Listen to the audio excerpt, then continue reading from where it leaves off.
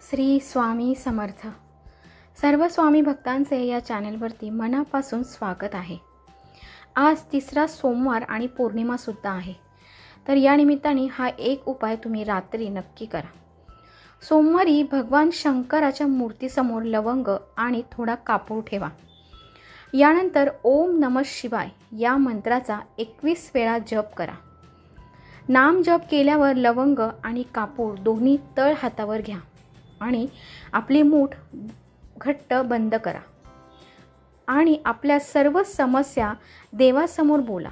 त्यानंतर शिवलिंगाला स्पर्श करा आणि कापूर व लवंग जाळून टाका।